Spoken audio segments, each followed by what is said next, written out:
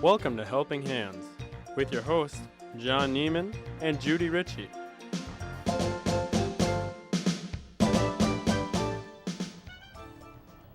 Hello, and welcome to Helping Hands. This is our opportunity to let you in the community know how you can lend a helping hand to an agency or a program in need. I'm Judy Ritchie, Community Advocate. And I'm John Neiman with Aurora Medical Center, and welcome to our October edition of Helping Hands. As you can see by our beautiful set decor by Harnix, it is that time of year. We're going into the trick-or-treating, the falling leaves, the raking the falling leaves, and all of that good stuff that comes with it. We want to thank our sponsors, which our decor is from Harnix on 9th, and also then Aurora Healthcare, who makes it possible for the show to be on. And this year is our 14th year, so we're really excited about that. Where can you see us? You can see us at Oshkosh Media on Life TV.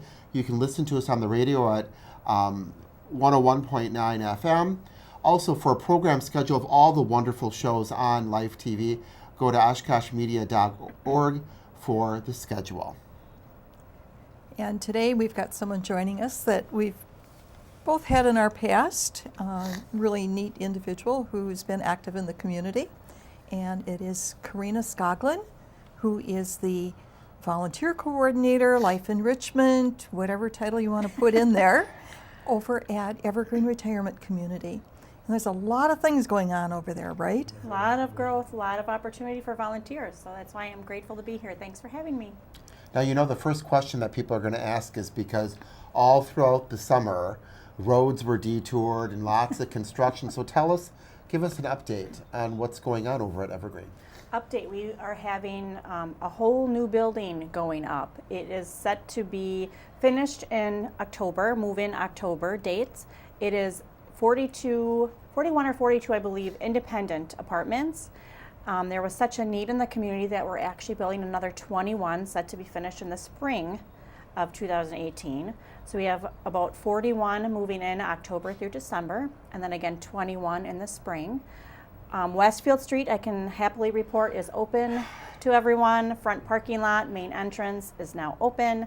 You do not need to come back on Eagle Street. That's always an option, but yeah, front entrance is open. So. Oh, that's really good news, Yeah. and it looks really nice too. It's beautiful. It's going to be lovely. There's also going to be a new performing arts center in Chapel. We're having a pub named Pub 67, which was named for the year we were incorporated, or should say founded. We were founded in 1967.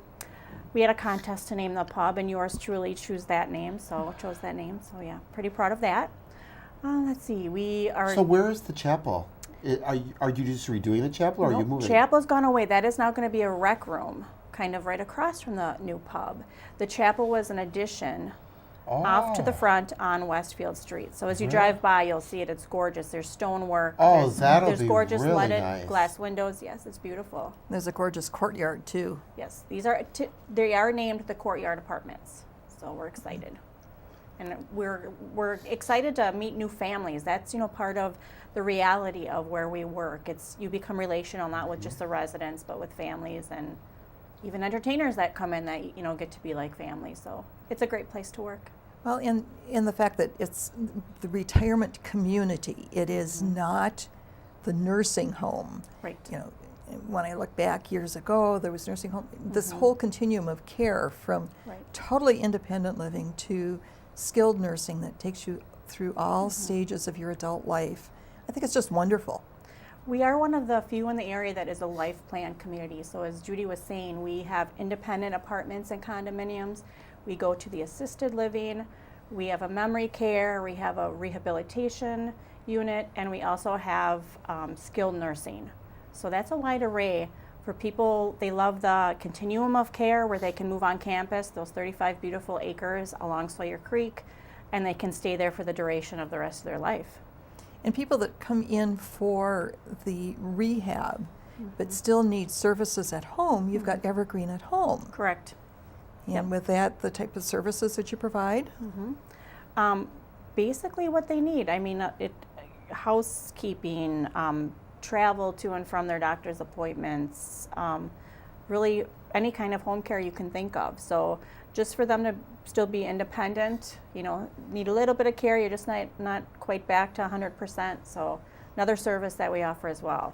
And one of the things that's been asked so many, as I've worked in aging for so many years, home handyman, affordable and trustworthy, and not that people aren't, but people seem to have more faith. Well, if it's the home care agency, some of your maintenance folks are providing home care now, or the maintenance care in homes, correct?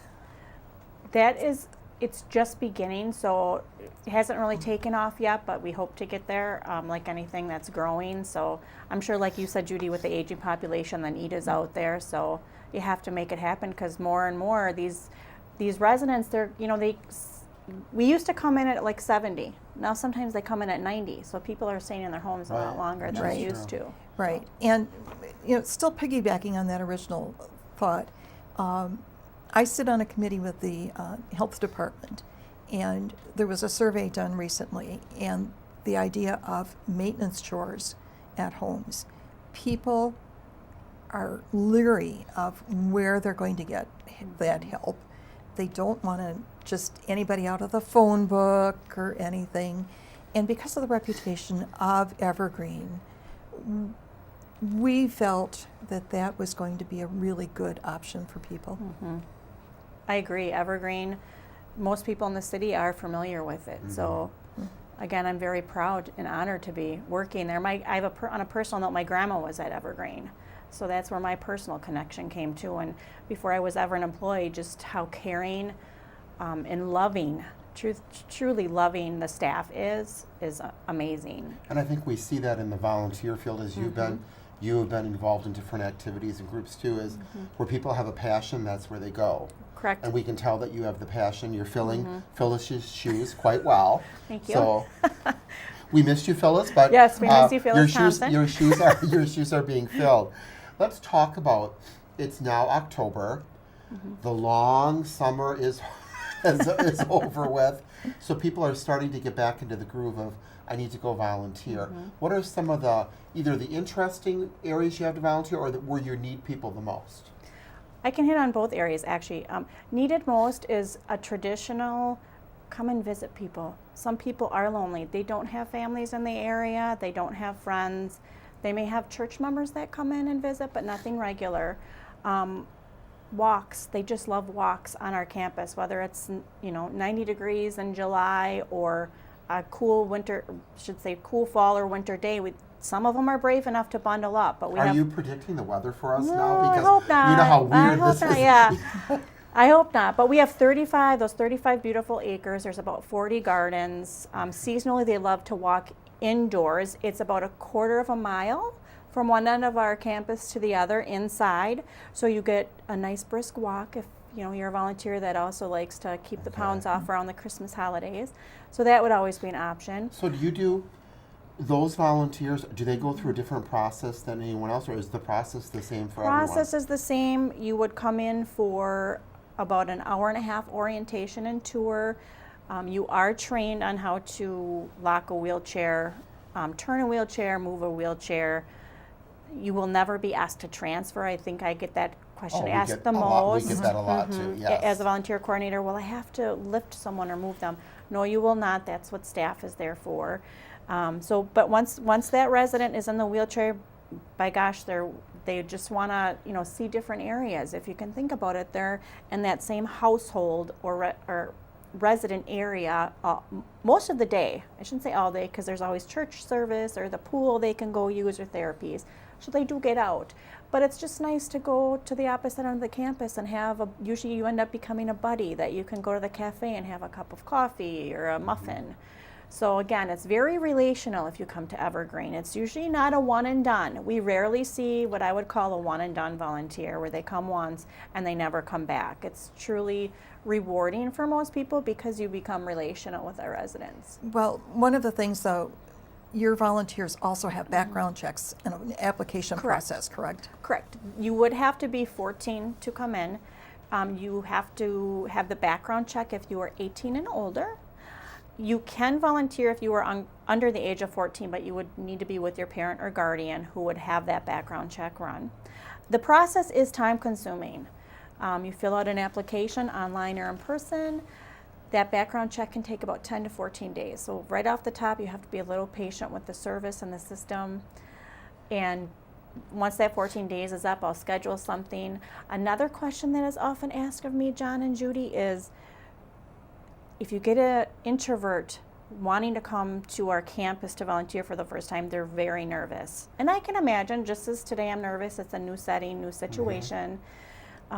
They will never be alone. I will accompany them. I will get them acclimated with the location, with some of the residents. I never greet someone at the door the first time they volunteer, come in, and then just let them go. So whether you're assisting with bingo, whether you're just visiting with people, whether you come along and you help decorate one of our 35 Christmas trees, whatever your passion may be, I will find a fit for you and you will not be left alone. And so you don't just drop in to volunteer. So anyone wanting to... Anyone can once they're up and trained and comfortable. Some people ask that I accompany them 2 times to campus. Again, just because we are so large, and I may say, okay, go down to our garden building manor view, and they literally can get lost. So typically the first or second time I go with you, get you acclimated again to the staff, especially in case you have questions while you're there, who's ever working that shift that day. Also get you acclimated to some of the residents even, because they can be quite shy around new people, especially if they're introverted as well. So I'll get them acclimated. Mostly I would say 2 or 3 times, and they're on their own. They come and they either visit or they assist with crafts or wherever their specialty is, and then I don't have to be there. And on the screen right now, then, for our TV audience and also for our radio audience, then, it does talk about the daytime volunteers. You have a time frame. You say between 10 and 3. You want to talk about any of the other areas that you have on that screen? Sure. Manor Mart. Manor Mart is a fun thrift store resale shop that we have located in the lower level of our main manor building. It is open only Wednesdays from 10 to 3:30. We do look for help. If you think of it about a thrift store, we need people to mark clothes. We need people even to sort clothes when they come in. We need, same thing with households, marking household items. We need people to price items, and then once everything's priced, we need them to set up the store. So on the actual day of Manor Mart being open, we would need cashiers, and that usually runs about a 2-hour shift. So anyone interested in any kind of thrift store, we would love to have you. No problem if you want to come and observe and even just check out the store, just give me a call, 237-2126, and I can even make that happen. And that's really good, because maybe sometimes they want to see really what's involved. I know that once my gift shop volunteers at Aurora are set, they don't want to leave. That Monday, that every Monday is theirs, or that every Tuesday is theirs, because they really enjoy doing that. Right. And you have such a wide variety of things for people to do, men and women and families, that there's something for everybody, really. Correct. Another special area we have is our lapidary, and a lot of people, we don't even realize we have that. You just said it, and it's on the screen. Right. That is our stone club through the Oshkosh Earth and Science Club. They make beautiful things. There's a group of women that make jewelry. Again, a lot of people that come in are very nervous, because when you're working with those machines or have never been trained, or I just had a volunteer start it's been about a 10-year break, so she was very nervous about going back down there into that lapidary again. There's a great group of volunteers right now that will help train you, walk you through. We're just always looking for new classes even to start up. With these new residents coming in, I'm sure some of them will love to learn about the lapidary and what beauty they can bring. I guess another thing I love being the volunteer coordinator and working at Evergreen is I'm seeing through the eyes of residents and volunteers, and they are a little bit older than myself, but they're teaching me that at any age you can learn new things, try new things, and have fun. So that really is neat to see. Right, exactly. Now, there was something on there, too, that I saw that hit my eye, too. Sure. Pontoon boat skippers and assistants. Yes, we had a wonderful donation of a pontoon boat this summer. So it's been so enjoyable. You can imagine the residents that have come in that had to give up their boats or living on the water, and they've enjoyed that all summer. We actually have a set schedule for it. It's Tuesday, Wednesday, Thursdays from 10:30 to noon where they take the boat out, whether it's one resident or 10 residents that want to go. We also do outings on it. So at any point, if any of you have ever skippered a boat or even don't want to drive, we even just look for assistants to come along and sit with the residents while they're taking these little day cruises. Just feel free to come along. It's kind of like the old Pioneer Princess, but Kinda, here they get it. right? Oh, that is really cool. And the senior center does a special program in the summer where they were doing the pontoon boat rides, and it was so popular that they had to expand it. Okay. And here I don't want to say a captive audience for it, you've got a very neat congregate group of residents who that can be the really big highlight of their day, their week, the whole summer. Right. I mean, we've had some that have gone on at once. We have some that now they come out Tuesday, Wednesday, and Thursday because they enjoy it so much. So that's another thing about our campus is if you love crafts, you can come to crafts 1 time a month, 2 times a month. I mean, there's the same thing with volunteers. I can do it, I'll work around your schedule. So if it's 1 time a month, 1 time a week, we have those people that are there daily. We have people that are there weekly, monthly, and yearly. So whatever works for you, we will find a fit. Well, you're all about collaboration too, because contrary to popular belief, we do get along in this community. Just because we provide the same service doesn't mean we don't get along. And this summer you had a collaboration with Bethel. Correct. On the pedicabs and the pontoons. That's how I first heard about it. Yeah. And I thought that was really good. You want to talk about that just for a second? Sure. It was, I can't remember the date, but we had, we were actually approached, I believe, by Bethel Home. The 2 life enrichment managers got together, and they decided what fun it would be for their residents to experience a ride on the pontoon boat and vice versa for our residents to enjoy the rickshaws. So we chose a date, and we lucked out. We were blessed with a not so warm day in the middle of June, I believe. They unfortunately had to be bused to us. So I think that might have been the hardest part of the day, was busing everyone over, or getting the residents over to us. But picnic, we had a large picnic, music. It was just a wonderful, wonderful day. Couldn't have done it without volunteers. I think we had about 20 there. I think they had about the same number as well to help out with everyone in the food line and then clean up after and then get them back and forth. A joint venture. Yes. And you both using the other person's resources. I think that's really cool. That's wonderful. It was wonderful. And like you said, we're all there for the common good, Yes. Well, we have to wrap up, so tell us again how to get hold of you. Sure. Anything you want to say at the end? Sure. It's Kay Skogland at evergreenoshkosh.com or 920-237-2126. I will make whatever your passion in life is or has been and you want to get involved, I will make it work. So I'm just excited for someone new to actually get to learn about us and meet our residents because we have some lovely, wonderful people there. Well, you're a good representative for Thank you. for Evergreen. So we have to have you back because I know there's more to talk about too. So Well, we're so glad that you could be here. Next spring, after we have all those new residents, would be a perfect time. That would be perfect. Because, And to bring again, one with you. Sure. again, those residents will become volunteers for you, most of them. Yes. We're hoping. Yeah, definitely. Well, thank you very much for being with us. Stay tuned, and we'll be back for our second segment of our October edition of Helping Hands.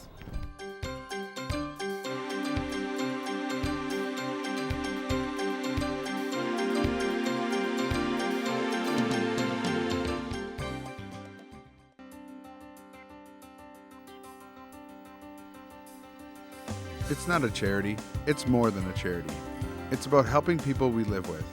It's about being the type of person that the 6-year-old version of ourselves wanted us to be. It's about community and looking out for one another. It's about money, yes, but it's so much more than money. It's about friendship and common values.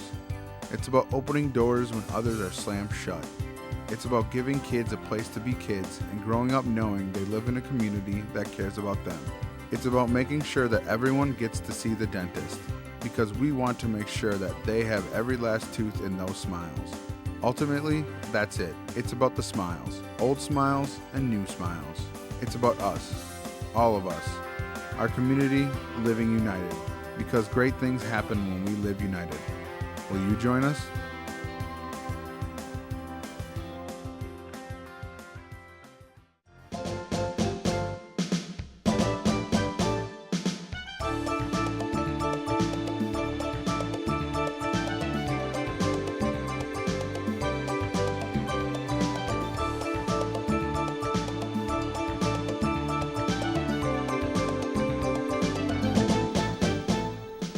Welcome back to our October edition of Helping Hands.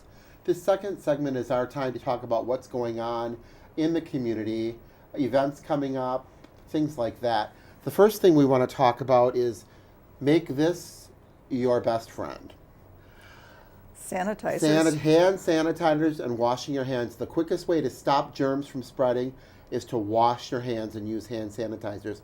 As you know, October starts the flu season and flu shot season, and how important that is. But one way to stop the spread of germs is to wash your hands. And now these days, these are everywhere. Everywhere you go, you can pick them up everywhere. But it really is a great way to stop spreading of germs. Absolutely. One of the things, too, we talk about, this is our 14th season, but there's also something very important with Aurora. Yes. And shocking. I mean, I can't believe it's been 14 years, but on October 27th is our anniversary. We opened up on October 27th, 2003, which seems like ages ago. It was. So we've been in existence 14 years, going on our 15th year, and we're very proud of that. Just like Karina with how she feels about Evergreen, I feel the same way about Aurora because I'm there for a reason. I had the choice to go, and I did. And I think it's a wonderful place that gives back to the community. Sponsoring this show is just one way, because this show helps us talk about all the events going on in Oshkosh with volunteers and not-for-profit groups. And many of the employees from Aurora volunteer in the community. And if they're not from Oshkosh, they're volunteering in their home communities. Right. You've got people like Anna Krieger, who seems to have her fingers in a lot of different things, very active and very vocal about it, and not patting herself on the back, but rather expressing what the needs are. Of Stacy in the pharmacy, of being involved in groups and talking about needs. Concerned about the patients that come in, that there may be issues with the patient or their family, and just taking things to heart. Yeah, she started, just speaking of Stacy the pharmacist, we just awarded her an Aurora Star because of what she does for our volunteers. She went out, she reclaimed jewelry. Yes, she did. And she went out and made pins for our volunteers, special pins only for them, and they loved it. Well, she also was concerned about the patients that she sees in the pharmacy in the winter, and they started a hat, mitten, scarf collection that could be in the pharmacy, so if somebody comes in need, they have it. Right. So hats off to them. And we're collecting hats. Right. And along with collecting hats is coats for kids of all ages. And you see the collection boxes around town, you see them over at the hospital.